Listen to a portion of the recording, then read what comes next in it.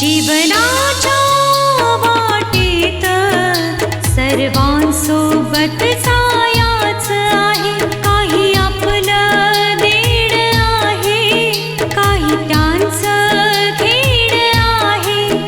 जे मिळालं सुख त्याचं काय, जे हसू हरवलं त्याचं काय. क्षण क्षण थांबून नियती घेते जीवनाची परीक्षा. परीक्षा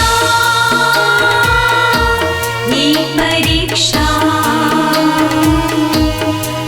परीक्षा खरी परीक्षा. कोणा दुसऱ्या मुलीवर प्रेम करतो. कोणा दुसऱ्या मुलीवर?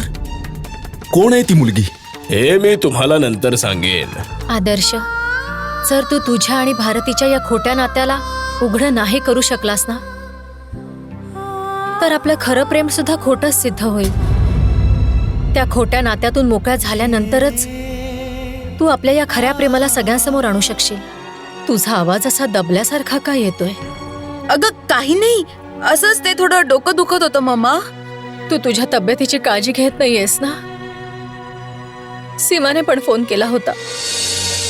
तुझ्याविषयी काहीतरी सांगायचं होतं तिला. काय? तुम्ही दोघं इंडियात येत आहेत? कधी? आम्ही उद्याच येणार आहोत. तुझे पप्पा म्हणत होते भारतामध्ये जाऊन आपली मुलगी इतकी समरस झालीये की आता तिच्यासाठी स्थळही आपण भारतातलं शोधूया. मम्मा. हो, आता आम्ही ठरवलंच आहे की भारतात आल्यानंतर लवकरच तुझं लग्न लावून द्यायचं. आणि तुझं लग्न तर स्वतःच्या पसंतीनेच होईल ना? तू बघशीलच बाळा, भारतात आम्ही तुझं लग्न मोठ्या धूमधडाक्यात लावून देऊ. हो मम्मा, माझ्या बाबतीत निर्णय तर तुम्हालाच घ्यायचा आहे ना. बाळा, गोष्ट निर्णयाची नाहीये, गोष्ट आनंदाची आहे. जर तुला कोणी पसंत असेल तर तू आम्हाला सांग. पण हो, तुझ्या लग्नात मी माझ्या सगळ्या इच्छा पूर्ण करून घेणार आहे. तुझ्या लहानपणापासून आत्तापर्यंत मी तुझ्या लग्नासाठी काय काय स्वप्न पाहिली आहेत, प्रत्येक स्वप्न मी पूर्ण करणार आहे. मला माहितीये मम्मा. आम्ही दोघं उद्याच इंडियात येतोय. अच्छा, मी तिथेच राहणार आहे सीमाच्या घरी. आम्ही महेंद्र भाऊंना सांगितलंय तुझ्यासाठी चांगलं स्थळ शोधायला. आम्हाला आशा आहे की तुझ्यासाठी एक चांगलंसं स्थळ शोधून काढतील तेही लवकरच. आणि हो ऐक, जर तू सीमाच्या घरी नाही आलीस तर आम्ही दोघं तिथे येऊ जिथे तू पेइंग गेस्ट म्हणून राहतीयस. ठीक आहे मम्मा, मी सीमाच्या घरी राहायला येईन. तुम्ही दोघं इंडियात या लवकर. मी तुमची वाट पाहतेय. बाय बाळा. बाय मम्मा. Love you. लव्ह यू बाळा. सुखी राहा.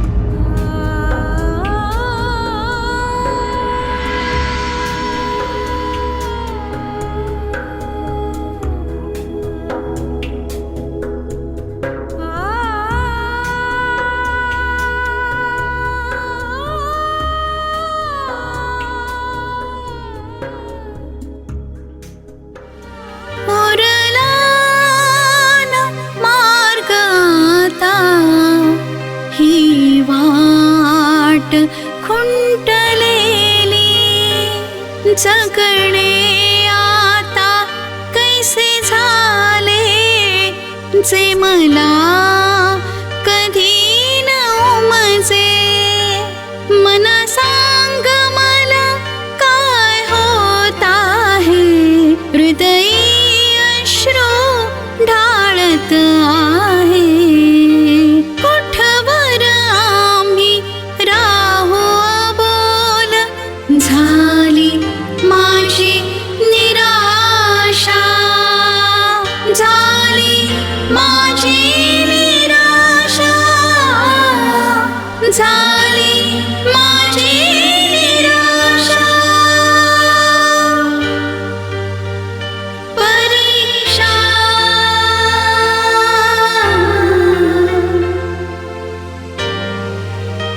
परीक्षा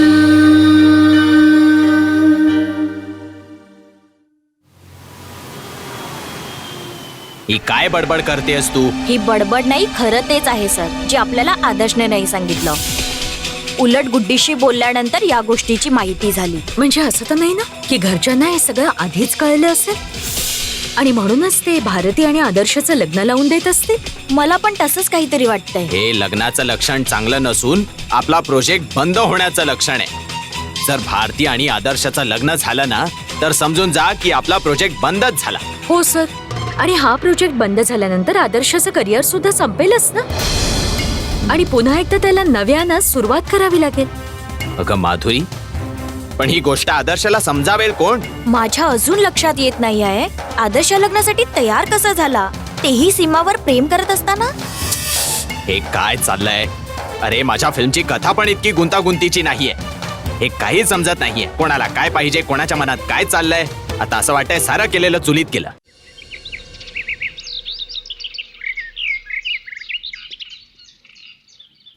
हे परमेश्वरा, माझ्या प्रार्थनेचा स्वीकार कर. या लग्नाला थांबव देवा. कोणत्याही परिस्थितीत हे लग्न थांबव. हे लग्न एकाच वेळी 3 जणांचं आयुष्य उद्ध्वस्त करून टाकेल. आणि माझ्यासाठी सगळ्यात महत्वाची सीमाच आहे. खूप दुःख सहन केलंय तिने, बऱ्याच यातना भोगल्यात. आता आदर्श तिला जोडीदारीण म्हणून बघतोय, तिला सुख देऊ पाहतोय, तर आमच्या समोर ही मोठी समस्या उभी राहिली आहे की सगळे लोक माझं लग्न आदर्श बरोबर लावून देणार आहेत. परमेश्वरा, आता कसंही करून हे लग्न तू थांबव. माझी प्रार्थना ऐक.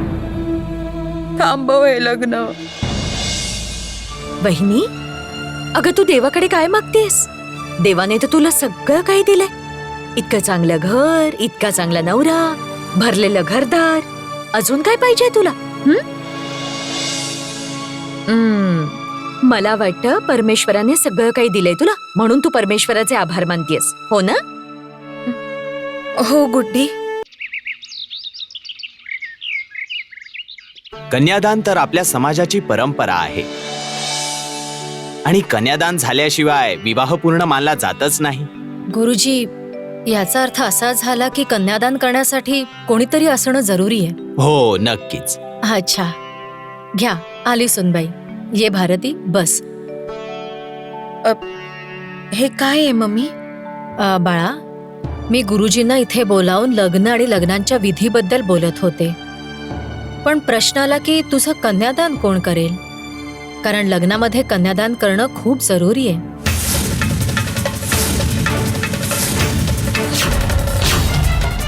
हे बघ बाळा, तुझे आई वडील तर इथे नाहीयेत, पण तुझे अंकल आहेत ना, जे तुला एकदा इथे भेटायला आले होते आणि तू पण त्यांच्याकडे राहायला गेली होतीस. तू तुझ्या अंकलला लग्नासाठी बोलवलंयस की नाही?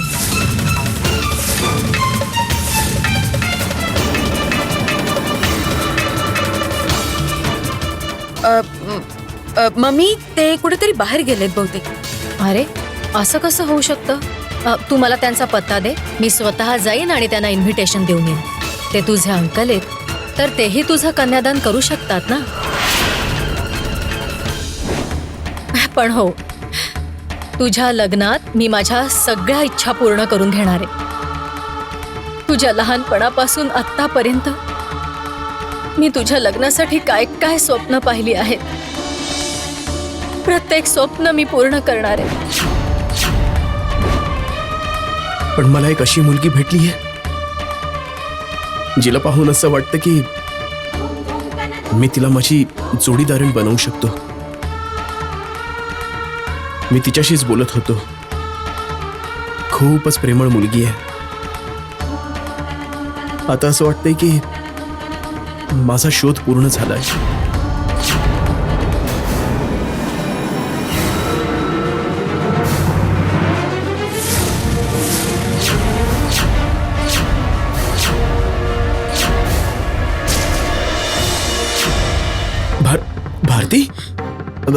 भारती काय झालं तुला? भारती, काय झालं तुला? तुझी तब्येत तर ठीक आहे ना? नाही मम्मी, मी ठीक आहे. थोडं गरगरल्यासारखं झालं. आदर्श, सुनबाईला रूममध्ये घेऊन जा बघू आणि डॉक्टरांना लगेच फोन कर. ठीक आहे आई.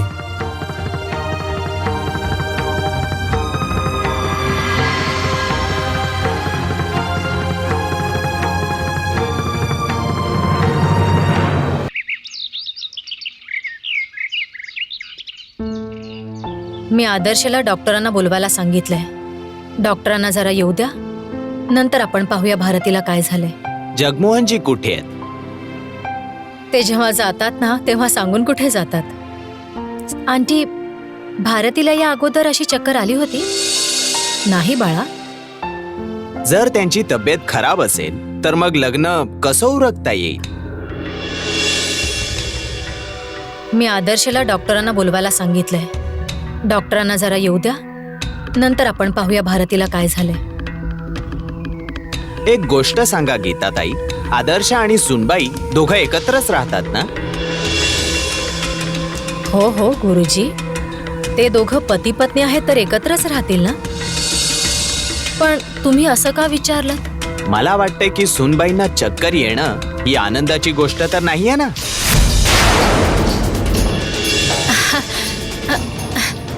हो गुरुजी, जर असं असेल ना तर आमच्यासाठी ही मोठी आनंदाची गोष्ट असेल. चक्कर येण्याचं कारण बऱ्याच वेळा हेच असतं. जर दोघं एकत्र राहत असतील तर याच्यात आश्चर्य वाटण्यासारखं काय आहे? मला तर शंका याचीच येते. बाकी तुम्ही डॉक्टरकडून चेक करून घ्या. परंतु मी अजून एक गोष्ट सांगू इच्छितो. ती कोणती गुरुजी? जर सुनबाई खरोखरच आई होणार असतील तर अशा परिस्थितीत हे लग्न रद्द करावं लागेल. काय? हो, धार्मिक रीतिरिवाजांप्रमाणे गर्भवती स्त्री लग्नाचे फेरे नाही घेऊ शकत. पहिल्यांदा हे निश्चित करा की नेमकं खरं काय आहे. त्यानंतरच कोणता तरी एक निर्णय घ्या.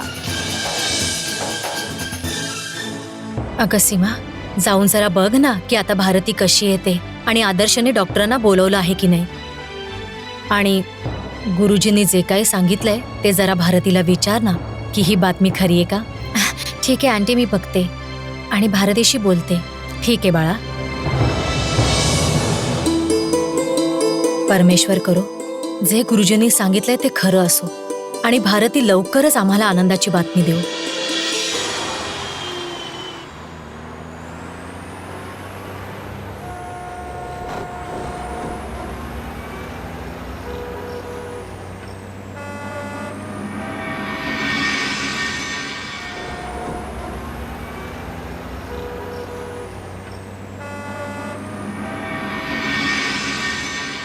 भारतीला मी फोन केला होता आणि तिला सांगितलं की आम्ही इंडियात येतोय. मग हे ऐकून तीही खूप खुश झाली असेल.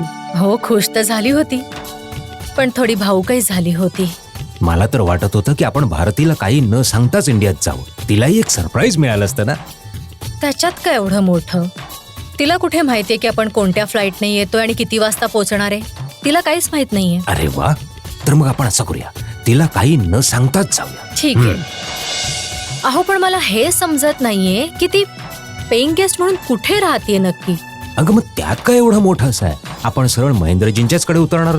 त्यांना तर माहित असेलच ना की ती कुठे राहते, हो ना? हो, हेच ठीक होईल. आपण महेंद्र भाऊंना घेऊन तिकडे जाऊया जिकडे भारती राहतीये. आपल्याला पाहून किती खुश होईल ना भारती. अगं भारतीच नाही तर तेही लोक ज्यांच्याबरोबर भारती राहते ना तेही खुश होतील. खरं बोलताय तुम्ही. जरा आपणही पाहूया कोण आहेत ती माणसं ज्यांच्यासोबत भारतीने इतके जिव्हाळ्याचे संबंध बनवले. आता पहा ना, त्यांच्या घरात कोणी आजारी आहे तर आपल्या भारतीकडे एवढा सुद्धा वेळ नाहीये की ती महेंद्र भाऊंच्या घरी जाईल, सीमाला भेटेल. जर आपणही भेटू त्यांना, जे आपल्या भारतीला इतकं मानतात. बरं, जर तुमची हरकत नसेल तर मी निघू. जे काही असेल ते मला फोनवर कळवा. ठीक आहे गुरुजी, पण सीमा सुनबाईला विचारायला गेलीये आणि सुनबाईकडूनच खरं काय ते कळेल ना. राहिली चेक करण्याची गोष्ट तर डॉक्टरांकडून चेकअपही करून घेऊ. पण खरी बातमी तर सुनबाई सांगू शकेल ना. अगं सीमा, काय सांगितलं सुनबाईने? खरं तर आंटी, काय झालं सीमा? भारतीचं काय म्हणणं आहे? गुरुजी अगदी योग्य तेच बोलले. आंटी, भारती खरंच आई होणार आहे.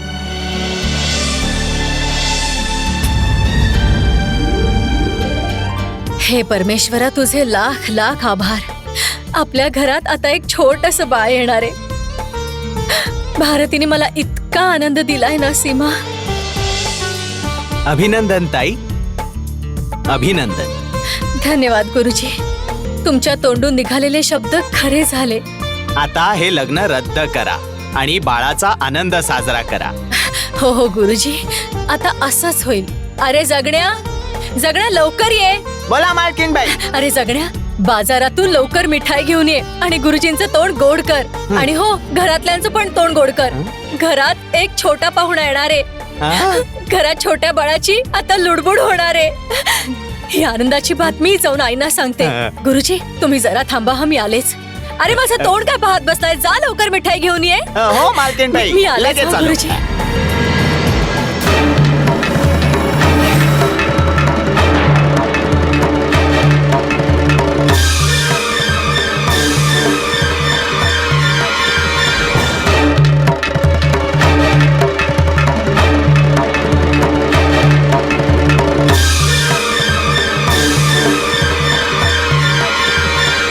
आई, तुम्हाला आदर्शचं आणि भारतीचं लग्न करायचं होतं ना? पण परमेश्वराने अजून एक आनंदाची गोष्ट दिलीये, ज्याची आपण सगळे वाट पाहत होतो. कुठली आनंदाची गोष्ट? आई, आपली भारती आई होणार आहे. काय खरंच सांगतेस तू? हो आई. आई, मी आज इतकी खुश आहे, इतकी खुश आहे. आता आपल्या घरात छोटा गोड असा पाहुणा येणार आहे. मीही खूप खुश आहे. भारतीने आपल्या सगळ्यांची इच्छा पूर्ण केली. हो आई, आज मी खरंच फार खुश आहे. ही आनंदाची गोष्ट तर मिळाली आई, पण गुरुजींनी सांगितलंय की लग्न रद्द करावं लागेल. कारण अशा परिस्थितीमध्ये भारती धार्मिक रीतिरिवाजाप्रमाणे लग्न नाही करू शकत. अगं, काही हरकत नाही गीता. लग्नाचे इतर विधी नंतरही करता येतील. 7 फेरे तर नंतर घेऊ. यापेक्षा आनंदाची गोष्ट आपल्या घराण्यासाठी काय असू शकेल? हो आजी, घे मिठाई खा बरं. घे आई. आता तर सगळ्या जगाला मिठाई वाटू आपण. नक्कीच वाटूया आजी, पण त्यापूर्वी मी भारती वहिनीला तर मिठाई देऊन येते. हो, हो, हो. जा जा. देऊन येते तिला. सुनबाई, भारतीची तब्येत कशी आहे? चांगली आई. ती तिच्या रूम मध्ये आराम करतेय. तिला चक्कर आली तेव्हाच तर ही गोष्ट समजली ना. मी जाऊन तिला बघून येते. हा, आणि गुरुजी पण बसलेले असतील. मी आलेच. हा आई. हो हो, जा जा जा, जाऊन बघ जरा तिला. हा. हसण्याऱ्या या ऋतूमध्ये डोळेही हे ओले झाले. हे कधी तुम्ही कुठे ऐकलं काय? दुःख कधी कुठे कमी झाले. आलेला बहर जात आहे, सर्वांना फार रडवत आहे. लिहितो आहे देव असा जीवनाची दशा. परीक्षा ही परीक्षा. परीक्षा ही परीक्षा. ही परीक्षा. अहो, कुठे होता जगमोहन साहेब? अभिनंदन असो अभिनंदन. कशासाठी अभिनंदन करताय गुरुजी माझं तुम्ही? अहो, इतकी मोठी आनंदाची गोष्ट आहे की जेव्हा तुम्ही ऐकाल ना, आनंदाने नाचू लागाल. हं? अशी कोणती गोष्ट आहे? अहो, आता तरी राग सोडून द्या. तुम्ही आजोबा होणार आहात. आजोबा.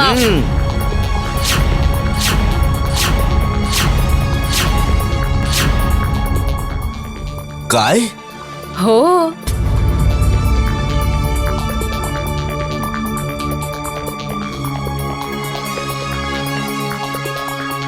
खरं तर मी तुम्हाला एक खरी गोष्ट सांगण्यासाठी बोलावलंय.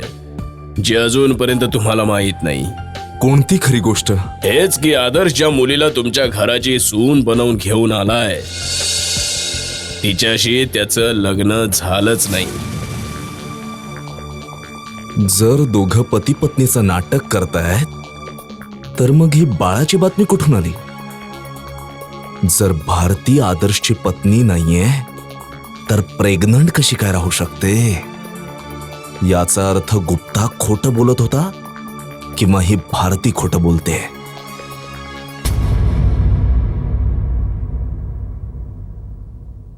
त्यांनी हेच सांगितलंय की जर भारती खरोखर प्रेग्नंट आहे तर धार्मिक रीतिरिवाजाप्रमाणे एक प्रेग्नंट स्त्री लग्न नाही करू शकत, लग्नाचे 7 फेरे नाही घेऊ शकत. याचा अर्थ हाय की लग्न आता रद्द होईल. आता हा लग्न थांबवण्यासाठी मला तरी हाच मार्ग दिसतोय. भारती, बस आता तू बाहेर जा आणि सगळ्यांना जाऊन सांग की तू खरोखरच प्रेग्नंट आहेस.